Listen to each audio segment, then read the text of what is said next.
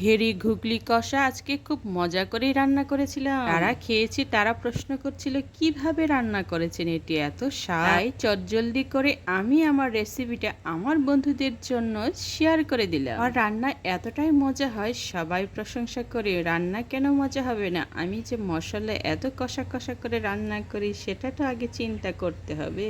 মশলা কষাগুলোতে আমি দিয়েছিলাম দারচিনি, এলাচি, লং, হলুদ, মরিচ গুঁড়ো, তারপর পেঁয়াজ, রসুন, আদা, তেল, পানি সব কিছু ভালোভাবে তেলে আমি কষিয়ে সুন্দর করে মশলাটা একেবারে কষা কষা করেই ফেলেছিলাম। আজকে মশলাটা আমার ঝাল ঝাল হয়েছে, আর একটু ঝাল হলে তো তবেই তো খেতে এত মজা হবে। টেস্ট বাড়ানোর জন্য আমি আমার মশলা বাটার আরেকটু মশলা দিয়ে দিয়েছিলাম, আর মশলাটা এত সুন্দর করে কষাচ্ছি, লবণও এড করেছি পরিজন মতো। লবণটা দিয়ে একটু ফোটার জন্য আমি অপেক্ষায় রইলাম। আরেকটু পর ফুটলে কতটা ভালো হবে সেটাই তো আমি ভাবছি। এইভাবে কষা মশলা অনেক কিছু দিয়ে চাটনি হিসেবেও খাওয়া যায়, খুবই মজাদার হয় আর অনেক রুচিও হয়। মশলা কষার সাথে কাঁচা হলুদের ভরটাও কিন্তু খুবই মজা, আর তার সাথে তেজপাতাও যোগ করে দিলাম। এখন স্মেলটা আরো সুন্দর হবে, আরো ঘন হবে। আরেকটু পানি দিয়ে আরো কষিয়ে নিলাম আমার চটকদার মশলাটা। এভাবে অনেক মজাদার মশলা আমি খুব সুন্দর করে কষিয়ে মশলার সেই গন্ধ বের হচ্ছে, তার মানে সুগন্ধি বের হচ্ছে। হা হা, কষা মশলা দিয়ে অনেক কিছু রান্না করা যায়, সেটা তো দেখতেই পাচ্ছি আমি। মশলাগুলো একবারে ঠকঠকা হয়ে গেছে, সুন্দর করে ঘন হয়ে গেছে। এখন আমি আমার ধুয়ে রাখা সুন্দর করে গুগলিগুলো দিয়ে দিব। ঘেরি গুগলিগুলো কষা কষা করব ঠিক এই মশলার ঝোলে। এগুলো খেতে এতটাই টেস্টি আর এতটাই রুচিকর না, খুবই মজাদার খাবারটা অনেকে খায়, অনেকে খায় না, কিন্তু যারা খাওয়া শিখেছে না তারা অবশ্যই এর স্বাদ ভুলতেই পারবে না, আবারও খেতে ইচ্ছে করবে। কিন্তু রান্নার প্রসেসটা সবারই জানা নেই। রান্নার প্রসেসটা যাদের জানা নেই তাদের জন্য আমার আজকের এই রেসিপি। যাদের রান্নার প্রসেসটা অবশ্যই জানা নেই তারা এখান থেকে দেখে দেখে নিয়ে অবশ্যই রান্না করতে পারবে। আমি সেই পদ্ধতিতেই আজকে রান্না করেছি, খুব ধীরে ধীরে। এখন খুব সুন্দর করে আবারও আমি কষিয়ে নিব। এইটা হালকা আঁচে, খুব একটু আঁচ দেব না আমি। মশলাগুলোর সাথে আমি ধীরে একবারে চুলার জালটা কমিয়ে হালকা আঁচে আস্তে আস্তে করে কষা কষা করে নিচ্ছি, যাতে করে টেস্ট বেড়ে যায়। টেস্ট বাড়ানোর জন্য তো আমি ইতিপূর্বে মশলাটা অনেক সুন্দর করে কষিয়েছি, আবার সেই মশলার সাথে আমি ঘেরি ঘুগলিগুলো অনেক সুন্দর করে কষাচ্ছি। আসলে মানুষের খাওয়ার টেস্ট এক একজনের এক এক রকম, আবার এক একজনের দৃষ্টিভঙ্গিও এক এক রকম অন্যরকম হয়ে থাকে। রান্নার পদ্ধতিটাও এক একজনের এক এক রকম, মানে অন্য পদ্ধতিতে কেউ কেউ রান্না করতেও পারে। আমি আজকে এই পদ্ধতিতে রান্না করে শেখাচ্ছি, যে কেউ খেতে পারবে খুব মজা করে। রান্না করতে সবাই পারে, কিন্তু এক একজনের হাতে রান্না অবশ্যই ভিন্ন ভিন্ন স্বাদের হয়ে থাকে। পদ্ধতিতে রান্না করলে অবশ্যই ঘেরে গুগলির স্বাদ দ্বিগুণ বেড়ে যাবে, আর খেতেও খুবই মজাদার হবে, সেটা আমি বলছি।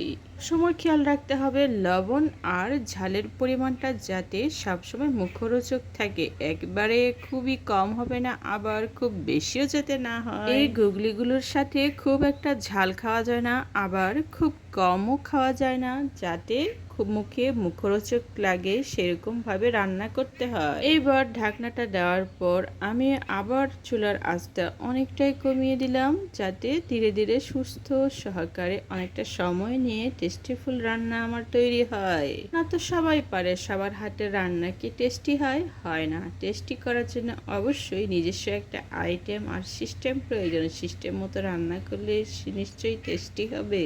টেস্টিফুল রান্না খাওয়ার জন্য সবারই ইচ্ছে করে, সবাই তো আর পারে না বলেই তো অনেকে রান্না করতে পছন্দ করে না, আর রান্না করে সবাইকে মজাদার রেসিপি উপহারও দিতে পারে না। এটার যদি তৈরি প্রক্রিয়াটা অবশ্যই জানতে ইচ্ছে করে কমেন্টে করে জানাবেন, আমি দেখিয়ে দেব কিভাবে এটা তৈরি আর প্রসেসিং প্রক্রিয়া থাকে।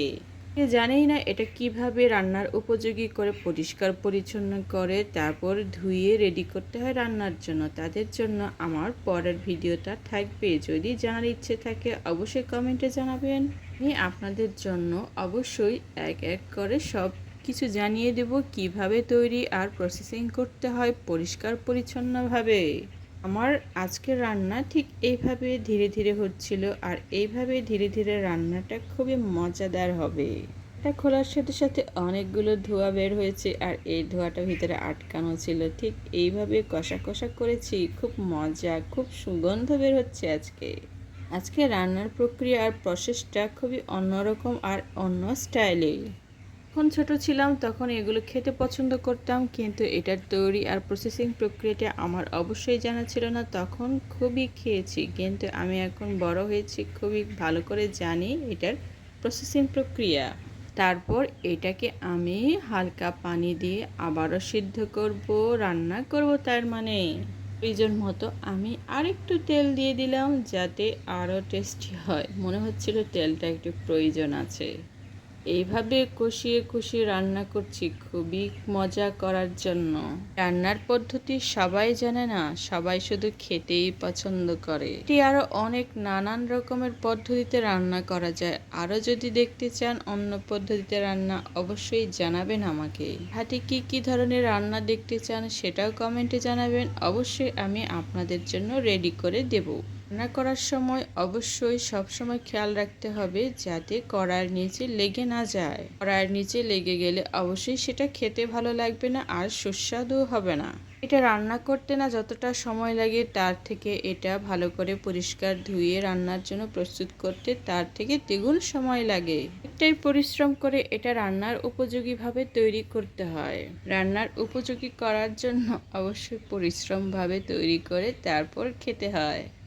এবার পানি দিয়ে দেওয়ার পালা, যাতে করে আমার এই গুগলিগুলো ভালো করে সিদ্ধ হয়। আমি ভালো করে সিদ্ধ করার জন্য পানি দিয়েছি, আর তারপরে আমি ঢাকনাও দিয়ে দেব করে ভেতরের মাংসগুলো যাতে সিদ্ধ হয়, সেই কারণে আমি প্রয়োজন মতো পানিও দিয়ে দিয়েছি। এইভাবে আমি আমার প্রয়োজন মতো করে পানিটা আবার দিয়ে দিব। তাই বলে সবাই মনে করবে না যে আমি এতগুলো পানি রাখবো রান্নাতে। এটা অবশ্যই অনেকটাই শুকিয়ে যাবে রান্না করতে করতে। পানিগুলো দেওয়ার কারণ হচ্ছে ভেতরের অংশ যাতে ভালো করে সিদ্ধ হয়, সেই কারণে আমি এতগুলো পানি দিয়েছি। রান্নার অংশ আমার এখান থেকে প্রায় অর্ধেকটাই পরিপূর্ণ হয়ে গেছে, আরও অর্ধেক বাকি আছে। এখন শুধু আমার এটাই প্রয়োজন কতটুকু সেদ্ধ হবে, আর সেদ্ধের পরিমাণ এতটাই যতটা না আমি পছন্দ করব। বেশি ঝোলও রাখবো না, আবার খুব বেশি আমি শুকিয়েও ফেলবো না। ঠিক সেইভাবে আমার এটার পানির রান্নার ঝোল রাখতে হবে।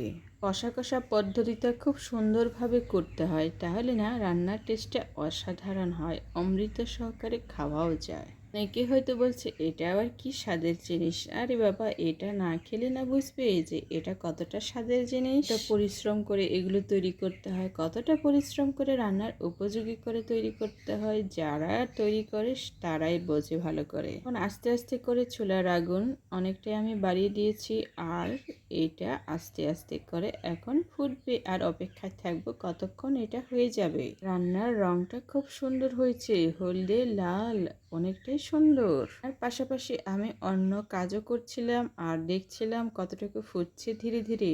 আসলে রান্নাঘরের কাজ অনেক থাকে, এই কাজগুলো গুছিয়ে নিতে অনেকটাই সময় লাগে। সব সময় পরিষ্কার পরিচ্ছন্নতা, আর রান্না করার সময় তো এটা দাও ওটা দাও, অনেক নানান কাজ। এইভাবে আমি আমার ঘেরি গুগলি কষা আজকে করেছি।